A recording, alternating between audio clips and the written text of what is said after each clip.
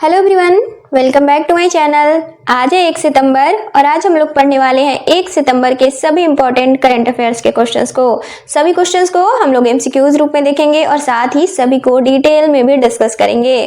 तो चलिए स्टार्ट करते हैं आज का सेशन। तो आज का पहला सवाल है, हाल ही में प्रधानमंत्री स्वनिधि योजना की अवधि को कब तक के लिए बढ़ा दिया गया है? तो पीएम स्वनिधि योजना, इसका पूरा नाम है प्रधानमंत्री स्ट्रीट वेंडर्स आत्मनिर्भर निधि योजना। दरअसल इस योजना की शुरुआत जून साल 2020 में की गई थी और इसका उद्देश्य था कोविड-19 से प्रभावित छोटे स्ट्रीट वेंडर्स यानी कि फेरी वाले, ठेले वाले इत्यादि को आर्थिक सहायता देना ताकि ये लोग फिर से अपना व्यवसाय शुरू कर सकें।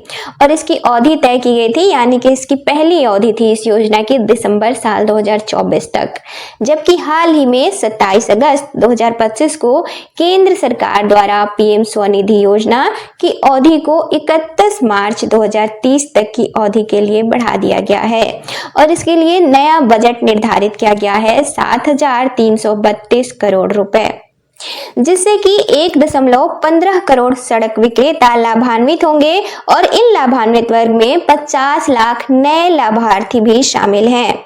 और इस योजना के तहत 3 किस्तों में ऋण दिए जाते हैं छोटे कारोबारियों और स्ट्रीट वेंडर्स को, जो कि पहली अवधि में भी इसमें 3 किस्त ही शामिल थे, दूसरी अवधि में भी 3 किस्त ही रहेंगे।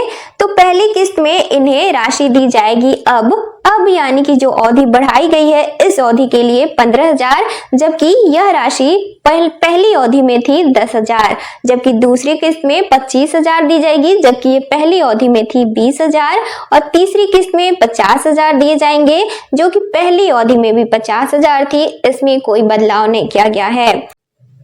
और साथ ही दूसरी किस्त चुकाने वाले लाभार्थियों के लिए यूपीआई लिंक्ड रुपए क्रेडिट कार्ड का प्रावधान किया गया है, जिसमें कि खुदरा एवं थोक लेन देन के लिए डिजिटल कैशबैक प्रोत्साहन शामिल होगा, जिससे कि स्ट्रीट वेंडर्स खुदरा और थोक लेन देन करने पर इन्हें 1,600 रुपए तक का कैशबैक प्रोत्साहन के तौर पर मिलेगा। और 30 जुलाई 2025 तक 96 लाख से अधिक ऋणों के रूप में इस योजना के तहत 13,797 करोड़ की राशि वितरित की जा चुकी है, जिसमें कि 68 लाख से ज्यादा स्ट्रीट वेंडर्स लाभान्वित हुए हैं। इसके अलावा अब तक 47 लाख से ज्यादा लाभान्वित वर्ग ने 557 करोड़ से ज्यादा डिजिटल लेन देन के माध्यम से 6.09 लाख करोड़ का कारोबार किया है और इन लाभार्थियों को अब तक 241 करोड़ का डिजिटल कैशबैक भी मिल चुका है।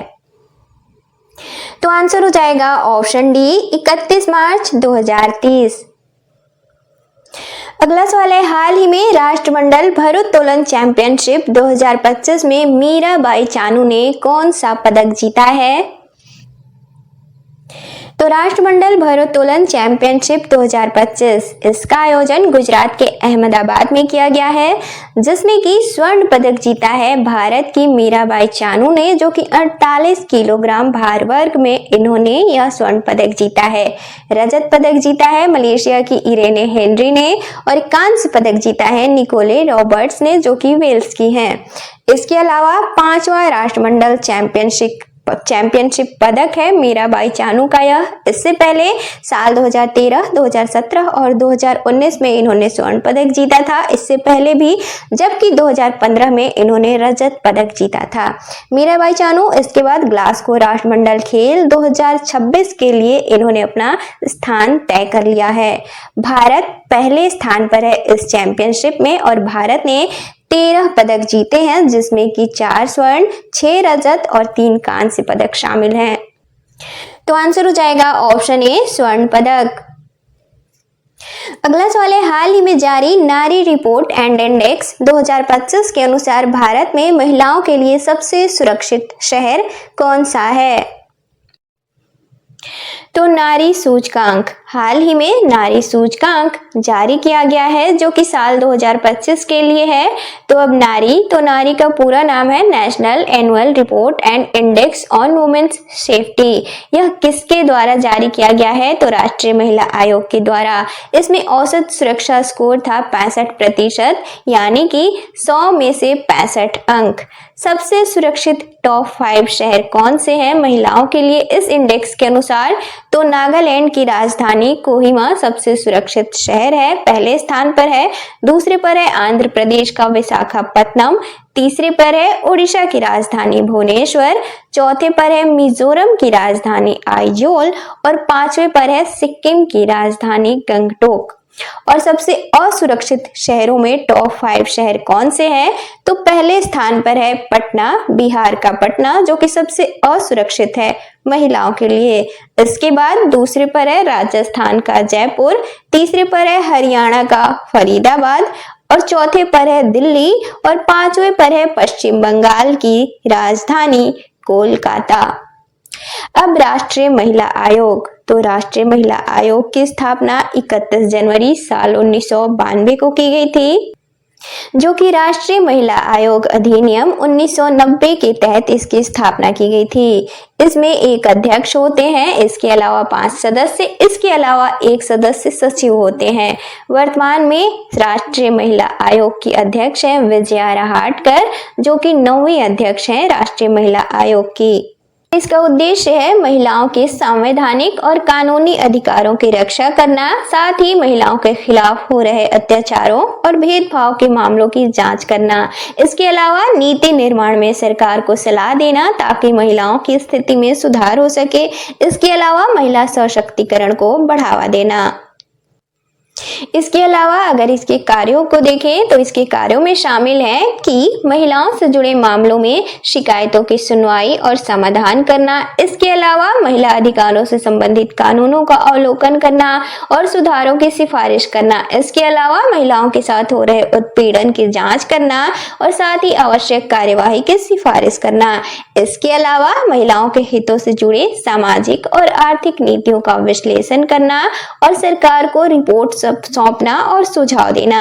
इसके अलावा जागरूकता अभियान चलाना और साथ ही महिलाओं को उनके अधिकारों के प्रति शिक्षित करना। तो आंसर हो जाएगा ऑप्शन सी, कोहिमा। अगला सवाल है, हाल ही में पहले अंतर्राष्ट्रीय पाली सम्मेलन का आयोजन कहाँ किया गया है? तो पाली सम्मेलन 2025, साल 2025 में यह पाली सम्मेलन का पहला संस्करण था जिसका आयोजन श्रीलंका के कैंडी में किया गया है। इसका विषय था the future of Pali studies.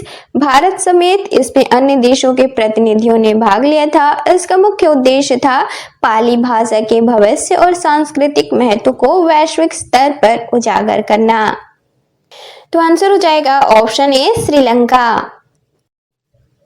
अगला सवाल है, हाल ही में अंतरराष्ट्रीय मुद्रा कोष के कार्यकारी निदेशक कौन नियुक्त किए गए हैं? तो हाल ही में IMF के नए कार्यकारी निदेशक उर्जित पटेल नियुक्त किए गए हैं। इनकी नियुक्ति 1 सितंबर यानी कि आज से प्रभावी होगी। इनका कार्यकाल 3 साल के लिए है। इनसे पहले डॉक्टर कृष्णमूर्ति सुब्रमण्यम इस पद पर थे, जो कि अप्रैल 2025 में पद से हटाए गए थे। इसके बाद मई 2025 में अस्थायी कार्यकारी निदेशक के तौर पर परमेश्वरन अय्यर को नियुक्त किया गया था। अब IMF तो इंटरनेशनल मॉनेटरी फंड, अंतरराष्ट्रीय मुद्रा कोष, इसकी स्थापना साल 1944 में ब्रेटन वुड्स सम्मेलन के दौरान की गई थी, जबकि इसने कार्य करना शुरू किया था साल 1945 में और वर्तमान में इसके सदस्य देश हैं 190 और इसका मुख्यालय वॉशिंगटन DC अमेरिका में है।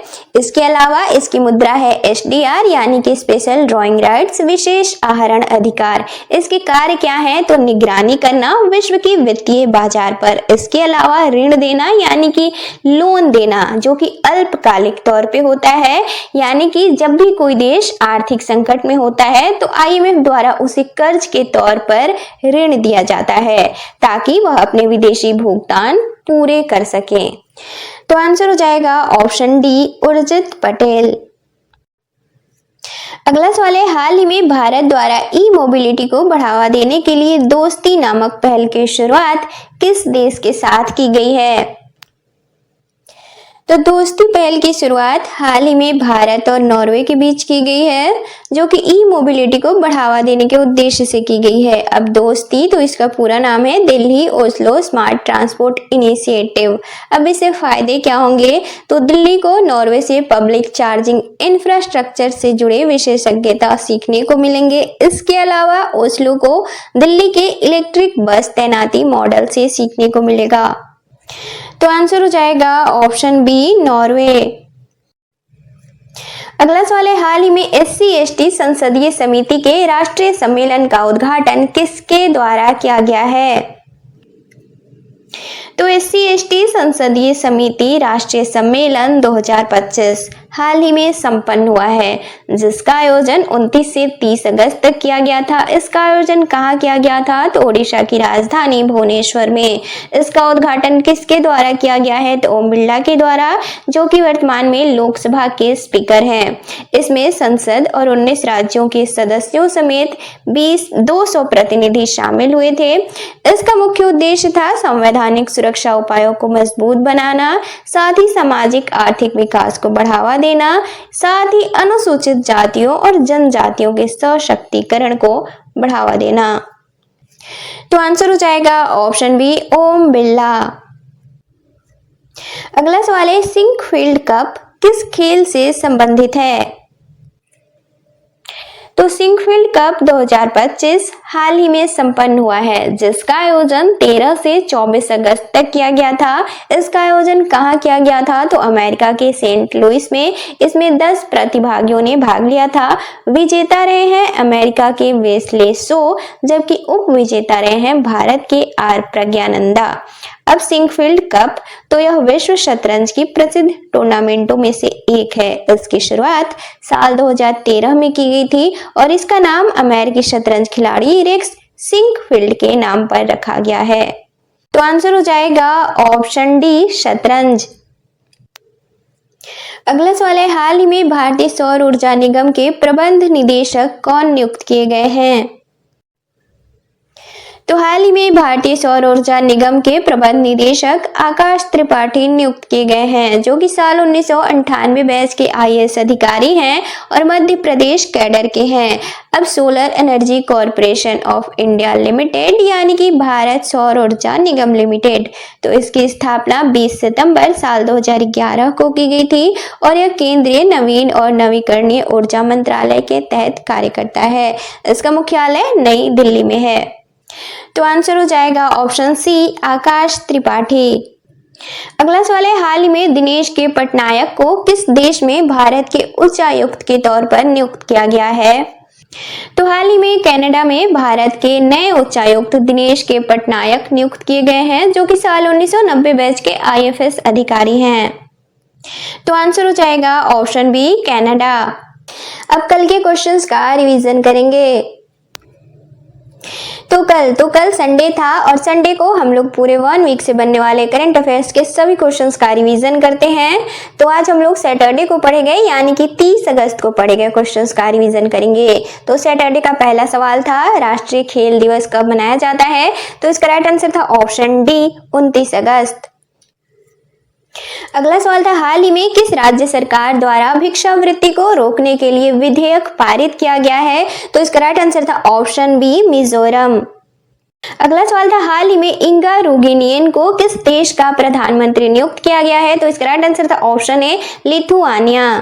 अगला सवाल था, हाल ही में न्यू डेवलपमेंट बैंक के उपाध्यक्ष और मुख्य जोखिम अधिकारी के तौर पर किसे नियुक्त किया गया है? तो इसका राइट आंसर था ऑप्शन सी, राजीव रंजन। अगला सवाल था, हाल ही में किस राज्य सरकार द्वारा समय पर पेंशन वितरण के लिए ई भविष्य पहल की शुरुआत की गई है? तो इसका राइट आंसर था ऑप्शन बी, अरुणाचल प्रदेश। अगला सवाल था, हाल ही में भारतीय सेना द्वारा कहां टेरियर साइबर क्वेस्ट 2025 का आयोजन किया गया है? तो इसका राइट आंसर था ऑप्शन डी, नई दिल्ली। अगला सवाल था, हाल ही में किस देश द्वारा न्यू वर्ल्ड स्क्रूअम संक्रमण के पहले मानव मामले की पुष्टि की गई है? तो इसका राइट आंसर था ऑप्शन बी, अमेरिका। अगला सवाल था, हाल ही में प्रधानमंत्री जनधन योजना के कितने वर्ष पूरे हुए हैं? तो इसका राइट आंसर था ऑप्शन ए 11 वर्ष। अगला सवाल था, हाल ही में किस देश द्वारा स्कूलों में मोबाइल फोन ले जाने पर प्रतिबंध लगा दिया गया है? तो इसका राइट आंसर था ऑप्शन डी दक्षिण कोरिया। और सैटरडे का लास्ट क्वेश्चन था, हाल ही में launch cessation of the successful the flight out of new India नामक पुस्तक किसके द्वारा लिखी गई है? तो इसका राइट आंसर था ऑप्शन सी संजय बारू।